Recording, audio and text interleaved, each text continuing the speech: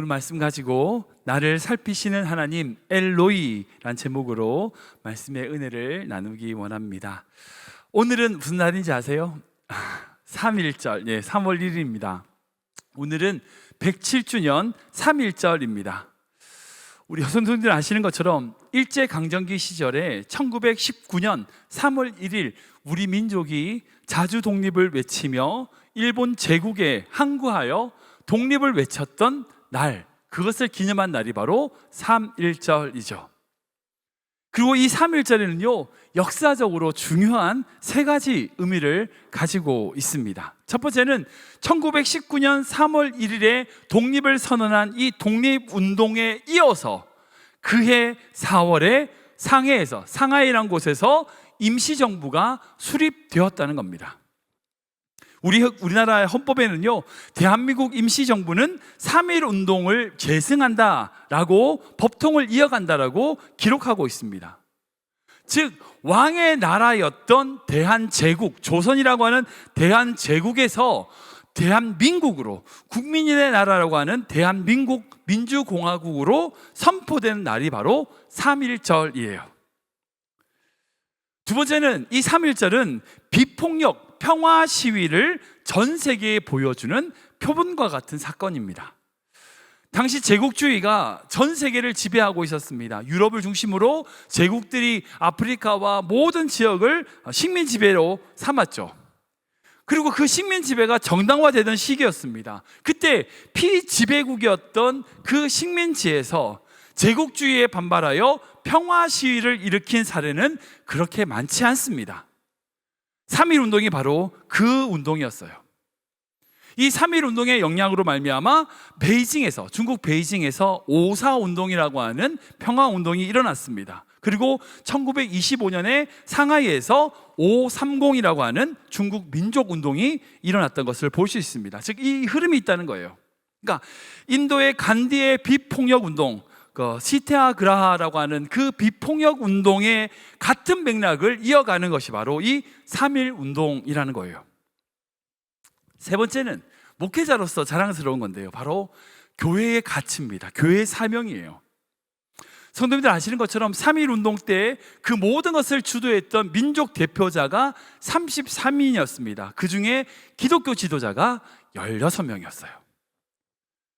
저희 절반의 인원이 기독교인들이었습니다. 그 중에 가장 대표적인 분이 바로 남강 이승훈 장로님이시죠. 제가 설교 때 몇 번 말씀드렸던 그 남강 이승훈 장로님이 바로 이 3.1 운동의 민족 대표자의 대표였습니다. 여러분, 그 당시에 기독교 인구는요 총 따져서 한 20만 명 정도 되었다라고 추정하고 있습니다. 20만 명에서 22만 명 이 정도 된다고 생각해요. 근데 그 당시 우리나라의 조선의 전체 인구가 몇 명이었냐? 2천만 명이었어요.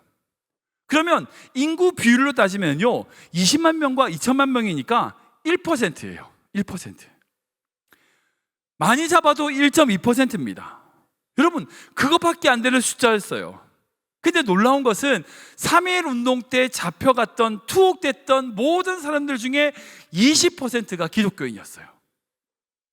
즉 일본 제국주의의 침략에 맞서서 그 모든 상황을 들쳐입고 끼어서 나간 곳이 바로 교회라는 거예요. 비폭력 운동과 함께 하나님의 마음을 가지고 나갔던 그리스도인들이 이 3.1 운동에 주도적인 역할을 했다는 겁니다. 그게 참 신기한 건 뭐냐면 전국적으로 우리나라 지도를 딱 보고 3.1 운동을 했던 지점을 딱 표시를 해요. 놀라운 게 뭔지 아세요? 바로 그 지역에 선교사들이 세운 학교가 있어요. 그리고 교회가 있어요. 그렇지 않은 곳이 하나도 없어요. 다 모든 지역에, 전국에 3.1 운동이 일어났던 모든 시장과 모든 골목에는요 교회가 있었어요. 선교사들이 세운 사립학교가 있었어요. 무슨 말이에요? 교회에서 그 모든 3.1 운동을 준비했다는 거예요. 뒤에서. 그러니까 그 당시에 그 민족의 모든 운동을 주도했던 것은 교회, 그 교회의 사명과 비전이었다는 거죠. 제가 이렇게 말씀드리니까 우리 목사님 국뽕에 차셨구나. 물론 우리 민족이 잘한 걸 자랑하는 것처럼 보일 수 있습니다. 그런데요, 우리 민족의 자랑스러운 것 그뿐 아닙니다.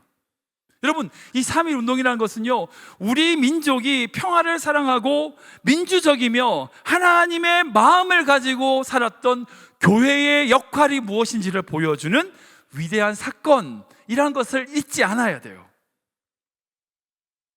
하나님은 일제강점기 우리 민족의 외침을 들으셨습니다. 결국 1945년 일본의 식민 지배에서 우리 민족을 해방시키셨어요. 물론 이것은 우리 이 미국에서 2차 세계대전을 이김으로 말미암아 우리에게 주어진 놀라운 승리의 결과지만, 여러분, 그게 전부가 아니에요. 그 당시에 전쟁이 끝났음에도 불구하고 해방되지 못한 민족들이 많이 있어요. 그러나 우리 민족이 해방될 수 있었던 것은 3.1운동과 같은 민족운동과 민족자주운동이 그 안에서 끊임없이 일어났고, 임시정부를 세우면서 우리 민족은 일본과 다른 또 다른 민족이다라고 하는 것에 대한 정체성들을 분명히 드러냈기 때문이에요. 그리고 일제치하에서도 끊임없이 눈물로 기도했던 성도들의 기도를 주님께서 들으셨기 때문이에요. 최근에 아시는지 모르겠지만 우리나라 전체 국민들을 대상으로 노벨 평화상 후보에 올랐다는 얘기를 뉴스를 보았습니다. 들으셨는지 모르겠어요. 우리나라 민족, 우리나라 국민들이 이번 올 10월 달에 노벨 평화상 후보에 올랐다는 얘기를 제가 들었습니다. 엄혹한 정치적인 상황에서 평화적인 시위로 나라를 바꾼 것은 결국 일제 탄압 속에서 자주 독립을 외쳤던 3.1운동과 연결된다고 생각합니다. 우리 민족의 엄혹한 시절을 하나님께서는요 살펴보셨어요. 지켜셨어요. 오늘 본문인 창세기 16장에는 그런 엄혹한 환경 속에서 처절하게 부르짖은 한 여인이 등장합니다. 바로 하갈이에요. 성도님들 아시는 것처럼 이 하갈은 아브라함과 사레 사이에서 자녀를 낳은 어떤 여종이었죠. 아브라함과 사레가 자식이 없자 인간적인 방법을 선택합니다. 우리 2절 말씀 볼까요? 같이 읽겠습니다. 시작. 사레가 아브라함에게 이르되 여호와께서 내 출산을 허락하지 아니하였으니 원하건대 내 여종에게 들어가라. 내가 혹 그로 말미암아 자녀를 얻을까 하노라 하매 아브라함이 사레의 말을 들으니라. 아멘. 아브라함이 언제부터 사레 말을 이렇게 잘 들었는지 모르겠지만 아무튼 잘 들었어요. 근데 이 말씀이 이 아브라함에게 좀 비겁해 보입니다. 즉 사레만 인간적인 방법을 선택한 것처럼 보이지만 아니에요. 아브라함 역시 인간적인 방법을 선택한 거죠. 사레가 이렇게 얘기하면 무슨 말 하냐고, 기다려, 하나님의 약속은 신실하셔, 이렇게 했어야 바른 거죠. 근데 사레가 그렇게 얘기하니까 그래 말을 잘 들어요. 근데 이것을 통해서 비극적인 상황이 시작됩니다. 성경을 보면 아시겠지만 이 하갈의 삶은 전적으로 다른 사람에 의하여 조정이 돼요. 그러니까 무슨 말이냐면 하갈이 아브라함과 무슨 동침하고 싶은 그런 게 없어요. 자기가 뭔가를 선택할 수 있는 게 아닙니다. 여러분, 이 아브라함과 하갈의 동침하는 것이 누구의 계획이에요? 그의 여주인이었던 사레의 계획입니다. 자기의 아들을 얻기 위해서, 후사를 얻기 위해서 사레가 생각한 거예요. 여러분, 이 하갈에게 어떤 선택권이 주어졌습니까? 아니에요. 그는 종입니다. 아무런 선택권이 없어요. 자기 삶을, 자기가 뭔가를 결정할 수 있는 게 아무것도 없어요. 그저 여주인이 시키는 대로 아브라함에게 들어갔고 아이를 가진 거죠. 근데 물론 여기서 하갈이 실수한 것이 보입니다. 이게 아이를 갖게 되자 그녀의 생각이 좀 바뀌게 되고, 그 생각이 바뀌자 또 행동이 바뀌게 됩니다. 어떻게 하냐면 자기가 종인 걸 잊어버린 거예요. 주제 넘은 행동을 한 거죠. 4절 말씀 보시면 그가 자기의 임신함을 알고 그 여주인을 멸시한지라. 아니, 여종인데 분위기 파악을 못한 거죠. 가뜩이나 지금 사례는 어때요? 신경이 곤두섰겠죠. 자기 여종이 임신을 했으니까 신경이 곤두섰을 거예요. 시기와 질투가 생겼을 겁니다. 근데 그게 울거락불거락 하고 있는 그런 상황인데 임신한 것 하나 믿고 여주인을 멸시했다가 된통 당하게 되는 거예요. 사례가 누구를 잡을까요? 아브라함을 잡습니다. 당신 때문이야. 당신 때문이야. 당신이 하갈에게 잘해주니까 저것까지 나를 무시하잖아. 어떻게 이럴 수 있냐고. 아니, 자기가 벌린 일이잖아요. 그때 남편 탓을 해요. 남편을 원망합니다. 마치 그런 거예요. 종로에서 뺨 맞고 한강에서 화풀이 한다고 하갈한테 막 그렇게 멸시당하자 막 화가 나서 아브라함한테 막 하죠. 그때 아브라함이 어떻게 하냐? 가정의 평화를 위해서 살해 편을 듭니다. 네 몸종이니까 네가 알아서 해. 질투로 가득 차 있는 상태에서 이 살해는요, 모든 화와 분노를 이 하갈에게 쏟아놓습니다. 분위기를 보니까 혹독하게 다룬 것 같아요. 못 살게 굽니다. 그러자 하갈은 어떻게 합니까? 어쩔 수 없이 극단적인 방법, 인간적인 방법으로 그 살해를 피하여 도망을 해요. 가출하죠. 오늘 말씀 보면 그렇게 도망한 하갈을 하나님이 만나시는 장면이에요. 생각해보세요. 이 사례가 광야로 도망을 쳤잖아요. 여러분, 이 광야가 어떤 곳입니까? 인간의 문명이라든지 도움 없이는 살 수 없는 곳이에요. 길도 모르고요, 광야 가운데 물도 없어요. 여인이 어떻게 삽니까? 뿐만 아니라 지금 하갈이 어떤 상태예요? 임신한 상태예요. 임산부입니다. 약한 존재예요. 아니, 건장한 남자도 살 수 없는 광야에 임산부가 어떻게 살아요? 여러분, 이때 이 하갈의 마음이 어땠을까요? 그 공고함과 그 억울함, 외로움, 두려움, 원망, 분노, 절망, 이 모든 감정들이 다 쏟아지고 있는 그 순간에 하나님께서 이 하갈을 찾아가세요.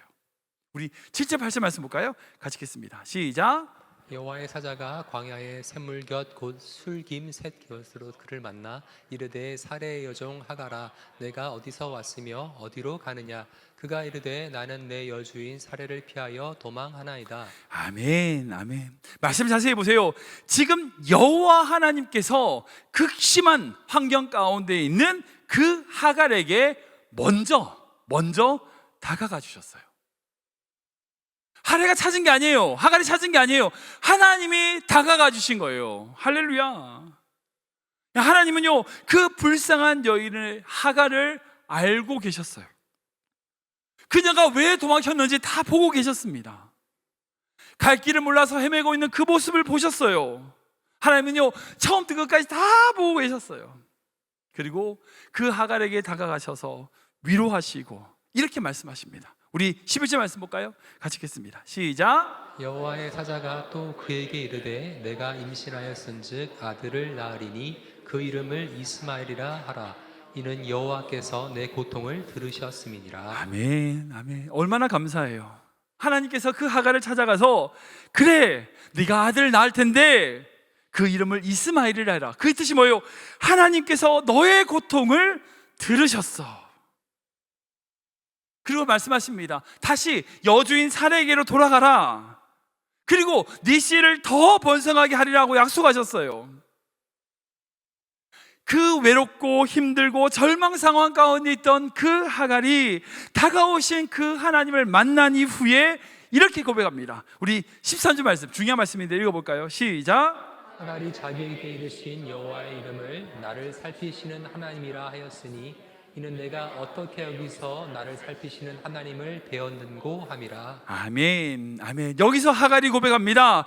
나를 살피시는 하나님. 여기 나오는 이 살피시는 하나님, 바로 오늘 설교 제목인 엘로이입니다. 엘로이의 하나님. 여러분들, 2주 전에 아브라함이 어떻게 하나님을 고백했는지 기억나세요?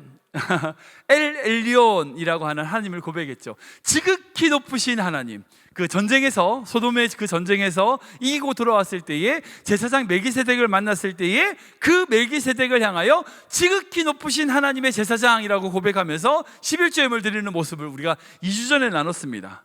그때 그 아브라함이 고백했던 하나님은 뭐냐면 온 세상을 주관하고 다스리시는 지극히 높으신 통치자, 다스리시는 하나님을 아브라함이 고백했어요. 근데 2주 지난 오늘 이 하갈은요, 고통과 억울함과 절망의 순간에 그 모든 것을 살피시는, 바라보고 계시는 엘로이 하나님을 고백하고 있어요. 이 고백을 통하여 하나님을 만난 이후에 하갈은요, 그 이름에 힘을 얻고 약속을 붙들고 여주인이었던 그 사레에게로 돌아갑니다. 그리고 얼마나 힘들었겠어요. 그 인고의 세월을 견딘 이후에 이스마엘을 얻게 되죠. 여러분, 이 이스마엘 이름 자체가 하나님께서 들으신다는 이름이에요. 이게 얼마나 큰 의미가 있습니까? 고통 가운데 있던 그 하갈의 기도를 하나님이 들으셨다는 거예요. 사랑하는 여러분, 우리가 주목해야 될 것은요, 이 이야기, 이 말씀의 주인공은 아브라함이 아니라는 거예요. 하갈이에요. 하갈은 여종으로서 애굽 여인입니다. 언제부터 하갈이 아브라함과 함께 있었는지는 정확하진 않아요. 근데 추정하기로는 아브라함이 그 가뭄을 피하여 애굽으로 도망갔던 적이 있었잖아요. 12장을 보면 그때 얻은 종이다라고 추정하고 있어요. 그렇게 따지면 얼마 안 됐어요. 하갈은요, 솔직히 하나님이 어떤 분인지 몰라요. 하나님에 대해서 잘 모릅니다. 그때 놀라운 것은 뭐냐? 하나님은 그 하갈의 기도를 들으셨고, 그렇게 곤고하고 고난 가운데 있던 하갈을 어떻게 하셨어요? 살피시는 분이라는 거예요. 와, 여러분, 유대교와 기독교의 차이는 기본적으로 여러 가지가 비슷하지만 다릅니다. 기본적으로 구약이라고 하는 그 말씀을 믿고 하나님을 똑같은 하나님으로 고백을 하죠. 뿌리가 같다고 할 수 있어요. 근데 근본적인 차이가 있어요. 유대교는요, 민족 종교예요. 근데 기독교는 세계 종교입니다. 쉽게 말하면 유대교에서의 유대교는 유대인들을 위한 하나님, 즉 유대인들만을 위하여 구원하시는 하나님을 믿어요. 근데 기독교는 하나님이 유대인만이 아니라 온 세상의 모든 민족을 위한 하나님으로, 그 모든 민족을 구원하시는 창조주 하나님을 믿습니다. 여러분, 그 증거가 바로 오늘 이 말씀이에요. 이 본문 말씀이에요. 하나님은요, 아브라함의 하나님뿐 아니라 하갈의 하나님이세요. 하갈의 삶을 살피시고요, 그녀의 기도를 들으시는 하나님이라는 겁니다. 그렇다면 하갈뿐일까요? 아니요, 지금 우리도 마찬가지입니다. 구약의 시대의 하나님은요, 지금의 우리 하나님이에요. 즉 하갈의 기도를 들으셨던 그 하나님은요, 지금 우리의 모든 기도를 들으시고요, 하갈의 인생을 살피셨던 그 하나님은요, 지금 우리의 삶을 살피시는 엘로이 하나님이시라는 거예요. 여러분들, 이 믿음이 있어야 돼요. 한 분께 저한테 고백해 보시겠어요? 나를 살피시는 하나님, 좀 큰 목소리로, 나를 살피시는 하나님, 엘로이 하나님. 아멘. 믿으십니까? 네, 정말 믿으셔야 돼요. 하나님은요, 우리가 잘 되고 성공하고 돈 많이 벌고 이러고 있을 때만 보시는 게 아니에요. 우리가 힘들고 어렵고 외롭고 쓸쓸한 그 순간에도 우리를 살피시고 우리의 기도를 들으시는 분이라는 거예요. 우리가 어떤 환경에 있다 할지라도요, 우리와 함께 하시고 동행하시는 하나님이시라는 거예요. 그렇다면 그 엘로이 하나님을 믿을 때에 우리는 어떤 신앙생활을 할 수 있는가? 제가 3가지 정도 생각할 수 있을 것 같아요. 첫 번째는 뭐냐면, 고난과 문제 속에서도 담대할 수 있습니다. 우리 같이 해볼까요? 시작. 고난과 문제 속에서 담대할 수 있습니다. 한 번 더 읽겠습니다. 고난과 문제 속에서 담대할 수 있습니다. 우리 여호수아 말씀 읽겠습니다. 같이 읽겠습니다. 시작. 내가 내게 명령한 것이 아니냐? 강하고 담대하라. 두려워하지 말며 놀라지 마라. 내가 어디로 가든지 내 하나님 여호와가 너와 함께 하느니라 하시니라. 아멘. 혹시 성도님들 중에서 감당할 수 없는 문제, 그런 어려움을 만난 경험이 있으십니까? 그리고 그 문제 때문에 그 자리를 피하거나 오늘 본문의 하갈처럼 문제를 피해서 도망가 보신 적 있으신가요? 전 있습니다. 그런 경험도 한 번씩 있으실 거예요. 그런데 방금 읽었던 이 여호수아의 말씀도요, 그와 같습니다. 모세가 이끌었던 이스라엘을 여호수아가 이제 맡았어요. 이끌어야 됩니다. 어떻게 그래요? 도저히 자기 힘으로 할 수 없어서 두려움이 찾아옵니다. 그때 하나님께서 뭐라고 말씀하시냐? 담대하라. 두려워하지 말라. 왜? 내가 너와 함께 할 거야. 너를 살펴줄 거야. 여러분, 이 약속을 믿고 여호수아는 담대히 그 모든 사역을 감당할 수 있었어요. 오늘 본문의 하갈도 마찬가지입니다. 도망 나온 여주인에게 돌아간다. 말이 쉽지 그게 가능합니까? 어떻게 돌아갑니까? 뻔히 더 괴롭힐 거잖아요. 더 학대할 게 뻔한데 다시 그 문제로 들어간다. 어떻게 그럴 수 있어요? 어떻게 가능합니까? 근데 이것이 가능한 이유가 뭐냐? 자신의 삶을 살피시는, 자신의 기도를 들으시는 하나님을 만났기 때문이에요. 사랑하는 성도 여러분, 혹시 여러분들 고난과 어려움이 있으십니까? 그 문제를 당장이라도 피하고 싶으시죠? 근데 피하는 것보다 더 우선되는 게 있어요. 바로 여러분들의 모든 인생을 살피시는 하나님을 만나는 겁니다. 하나님을 경험하는 거예요. 여러분 대부분 그런 얘기 들어보셨죠? 똥차 피하다가 쓰리차 피하다가 똥차 만난다, 뭐 이런 얘기. 내가 이거 줄 알고 피했다가 더 큰 문제를 만나는 경우도 있잖아요. 여러분, 문제 자체만 피한다고 해결되는 게 아니에요. 나는 그대로인데, 나는 변하지 않았는데 환경만 바뀐다고 바뀌나요? 절대 그렇지 않아요. 똑같은 고난이 기다리고 있습니다. 내가 아무리 좋은 환경을 찾아다닌다 할지라도요, 내가 가지고 있는 문제를 하나님과 함께 단판을 짓고 하나님을 만나지 않으며 해결이 안 돼요. 나를 살피시고 나의 기도를 들으시는 그 하나님을 만나고 경험할 때에 우리는 담대함 가운데 어떤 문제든 어떤 고난에서도요, 담대할 수 있는 거죠. 두 번째로, 우리가 엘로이 하나님을 믿는다는 것은요, 억울하고 답답한 모든 환경을 하나님께 맡길 수 있다는 거예요. 같이 볼까요? 시작. 억울하고 답답한 상황을 맡길 수 있습니다. 한번 더 읽겠습니다. 억울하고 답답한 상황을 맡길 수 있습니다. 우리 로마서 말씀인데 읽어볼까요? 시작. 내 사랑하는 자들아, 너희가 친히 원수를 갚지 말고 하나님의 진노하심에 맡기라. 기록되었을 때 원수 갚는 것이 내게 있으니 내가 갚으리라 하고 주께서 말씀하시니라. 내 원수가 줄이거든 먹이고 목마르거든 마시게 하라. 그리함으로 내가 수풀을 그 머리에 쌓아 놓으리라. 악에게 지지 말고 선으로 악을 이기라. 아멘.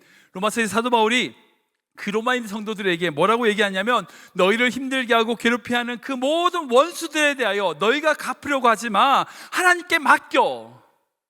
악을 악으로 갚으려고 하지 말고 선으로 악을 이겨라. 구약을 보면요, 하나님께서는요, 계속해서 구약과 신약에 원수 갚는 것이 나에게 있다라고 말씀하십니다. 여러분, 원수 갚는 것은요, 우리 일이 아니에요. 하나님의 일입니다. 성경에서 하나님의 마음에 합한 자로 칭찬을 들었던 인물이 바로 다윗이죠. 여러분들, 그 다윗이 제일 잘한 게 뭔지 아세요? 여러 가지 있겠지만 제가 생각할 때 사울 왕을 죽일 수 있는 기회가 있었음에도 불구하고 그러지 않았다는 거예요. 다윗에게는요, 사울 왕을 죽일 수 있는 기회가 몇 차례 있었습니다. 생각해 보세요. 자기를 죽이려고 했던 사람인데 그 원수를 제거하는 게 나쁩니까? 나쁜 거 아니죠. 명분이야 뭐든지 만들 수 있죠. 죽이면 그만이에요. 끝나요. 이제 도망자로 안 살아도 돼요. 근데 다윗은 그러지 않았어요. 왜? 하나님이 기름 부음받은 자를 내가 내 손으로 해할 수 없다는 것, 그 원칙을 끝까지 지켰습니다. 다윗은 그 원칙을 지켰기 때문에 이후에 블레셋과의 전쟁에서 사울왕과 요나단이 죽었을 때에 이스라엘 왕으로 세워줄 수 있었어요. 여러분, 하갈에게 있어서 어찌 보면 사례는요, 원수라고 할 수 있습니다. 그렇잖아요? 자기를 학대하고요, 못살게 구는 그 여주인, 얼마나 미웠을까요? 얼마나 싫었을까요? 성경에는 기록 안 돼 있지만 여러분들 그 마음 생각해 보세요. 대항할 수도 없잖아요. 종이니까 뭐 괴롭히는 거 그대로 당해야 돼. 아니, 솔직히 말해서 죽이고 싶지 않았을까요? 그런 마음도 들었을 거예요. 근데 이 하갈은 그 여주인에게 돌아가서 인고의 시간을 가집니다. 그리고 아이를 출산하죠. 진짜 대단한 거예요. 어떻게 이럴 수 있었을까요? 어떻게 이럴 수 있었을까요? 이유는 한 가지예요. 자기의 모든 환경과 삶을 살피시는 하나님, 자기의 기도를 들으시는 하나님을 만났기 때문이에요. 혹시 여러분들 미워하는 사람이 있으십니까? 집에 있는 사람 빼고 그 생각하지 마시고요. 당장 원수라고 생각되는 사람, 진짜 갚아주고 싶어, 여러분 혹시 그런 사람 있으신가요? 하나님께 맡겨야 됩니다. 하나님께 맡겨야 돼요. 그리고 이 믿음 가지셔야 돼요. 우리를 살피시는 하나님은요, 다 아세요. 다 아세요. 여러분, 그 믿음이 있을 때에 놀라운 역사를 이룰 수 있는 거예요. 결국 하갈은 이스마엘을 출산을 했고요, 이후에 사례는 이삭을 출산합니다. 만약 하갈이 인간적인 방법으로 그 사례를 어떻게 한다, 뭐 독을 탄다든지, 뭐 낭떠러지를 떨어뜨린다든지, 뭐 방법이 여러 가지 있겠죠. 그랬다면 역사는 전혀 다르게 흘렀을 거예요. 사람들이, 여러분들 진주 좋아하죠. 진주 다 좋아합니다. 근데 이 진주라는 건요, 사실은 뭐냐면 조개가 자기의 상처를 이겨낸 흔적이에요. 자기 몸속에 들어온 그 돌을 품고 또 품고 감싸고 또 감싸므로 말미암아 결국 예쁜 진주가 만들어지는 거죠. 우리 믿음도 이와 같으면 좋겠습니다. 누군가에게 받은 상처가 내 마음의 흉터로 남는 것이 아니라, 내 마음의 큰 흉터로, 상처로 남는 것이 아니라, 그것이 내 안에 들어와 아름다운 진주로 변하는 믿음. 여러분, 그게 진짜 성숙된 믿음이에요. 그 비결은 오직 우리의 모든 삶을 바라보시는, 우리의 모든 기도를 들으시는 하나님을 바라볼 때 가능합니다. 세 번째로, 우리가 엘로의 하나님을 믿는다는 것은요, 비전과 희망을 가지고 기도할 수 있다는 겁니다. 우리 같이 읽어볼까요? 시작. 비전과 희망을 가지고 기도할 수 있습니다. 한 번 더 읽겠습니다. 비전과 희망을 가지고 기도할 수 있습니다. 우리 예레미야서 말씀 읽겠습니다. 시작. 여호와의 말씀이니라. 너희를 향한 나의 생각을 내가 아나니 평안이요 재앙이 아니니라. 너희에게 미래와 희망을 주는 것이니라. 너희가 내게 부르짖으며 내게 와서 기도하면 내가 너희들의 기도를 들을 것이요 너희가 온 마음으로 나를 구하면 나를 찾을 것이요 나를 만나리라. 아멘. 예레미야에서 하나님을 위해 주시는 중요한 말씀은 뭐냐? 하나님께서 우리에게 주시는 마음은 재앙과 흉함이 아니라 미래의 희망과 소망을 주는 것이다라고 선포하고 있습니다. 재앙이 아니에요. 소망이래요. 평안이랍니다. 그래서 그 평안과 소망을 이루기 위해서는 어떻게 해야 돼요? 하나님께 부르짖고 기도해야 돼요. 그러면 그분이 우리를 만나신다라고 말씀하세요. 아시는 것처럼 가장 어두운 순간은요, 새벽이 오기 직전입니다.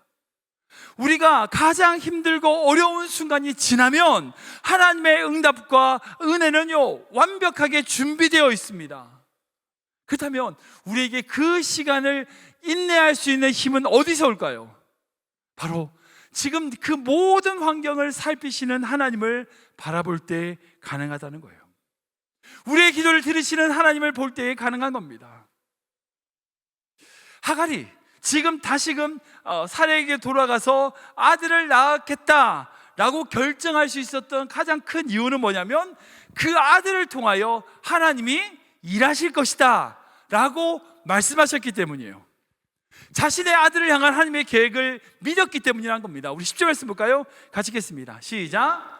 여호와의 사자가 또 그에게 이르되 내가 내 씨를 크게 번성하여 그 수가 많아 셀 수 없게 하리라. 아멘. 이 말씀은요, 아브라함이 하셨던 그 말씀이에요. 근데 그 말씀을 하갈에게 똑같이 하십니다. 그리고 하갈은 그 하나님의 말씀을 믿었어요. 하나님의 계획과 뜻을 신뢰했습니다. 그리고 그 신뢰, 믿음으로 하나님께 기도해서 기도함으로 나아갈 수 있었어요. 혹시 지금도 광야 가운데 아무것도 보이지 않는 가운데 홀로 있다고 느끼시는 분들이 계십니까? 외롭고 답답하신가요? 결코 그렇지 않습니다. 여러분들을 향한 하나님의 계획과 뜻이 있어요. 기도하셔야 돼요.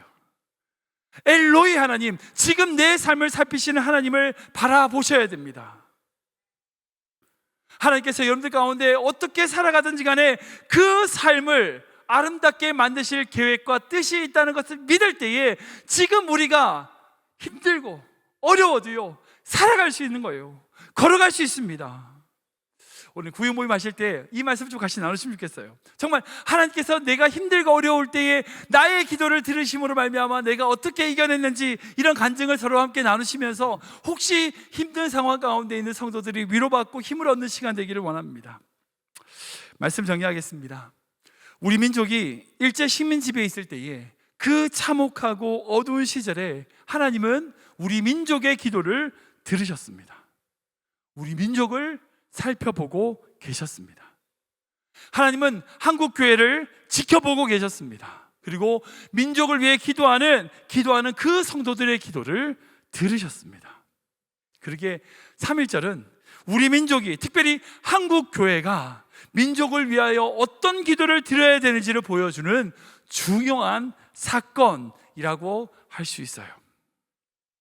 지금도 마찬가지입니다. 하나님은 우리가 무슨 기도를 드리기를 원하시는지, 우리가 어떤 삶을 살기를 원하시는지 분명히 말씀하고 계세요. 우리에게 이 믿음이 있어야 됩니다. 우리가 이 믿음으로 나아갈 때요, 어떤 문제와 어떤 상황에서도요 담대할 수 있습니다. 그리고 억울하거나 답답한 일 속에서도요 주님께 다 맡길 수 있어요. 원수 갚는 게 다 하나님 거니까. 그리고 그 믿음으로 나아갈 때에 우리 삶의 비전과 꿈을 향하여 기도함으로 나아갈 수 있는 거예요. 저는 우리 교회 모든 성도님들이 이 엘로이 하나님, 나를 살피시는 이 하나님을 고백하며 하루하루 살아가는 귀한 성도 되시길 축원합니다. 제가 말씀 준비하면서 그 생각을 했어요.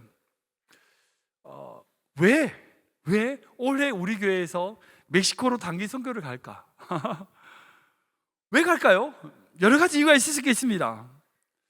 사실 뭐 작년까지 제가 준비하면서 여러 가지 있을 수 있지만 하나님께서 그 티와나라는 땅을 저에게 보여주셨고요, 그 기도하게 하셨고요, 지금 이제 단기 선교를 준비하게 하셨어요. 왜 근데 그쪽으로 가라고 하실까? 가게 하실까? 제 마음 가운데 오늘 설교를 준비하면서 제 마음 가운데 주시는 마음이 그거예요. 그곳에 기도하는 아이들이 있을 것 같은 거예요. 우리의 손길이 필요한 영혼이 있을 것 같은 거예요. 작은 섬김이지만 이 섬김, 우리 교회에서 얼마나 가겠어요? 한 10명 가겠죠?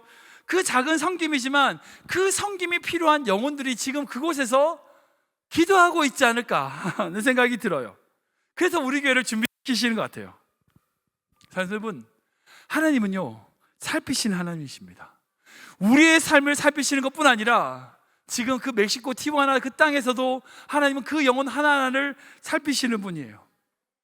그 영혼들 가운데 우리의 도움이 필요하다면 우리가 가야 되지 않을까요? 오늘 이제 설교 끝나고 드릴 찬양이 하나님의 사랑을 사모하는 자라고 하는 찬양인데, 그 찬양 가사를 보면 이렇게 되어 있습니다. 우리의 작은 신음에도 응답하시는 하나님. 여러분, 우리가 이제 기도할 때가 있죠, 힘들어서. 근데 때로는요 기도할 힘조차 없을 때가 있어요. 그때 기도할 힘조차 없어 신음하고 있는 그 신음도 우리 하나님은 들으시는 분입니다. 이 사실을 꼭 기억하십시오. 우리의 삶에 있어서 우리의 삶을 모든 것을 감찰하시는 하나님, 그리고 우리의 작은 신음에도 응답하시는 그 하나님을 믿음으로 고백하는 성도 되시길 축원합니다.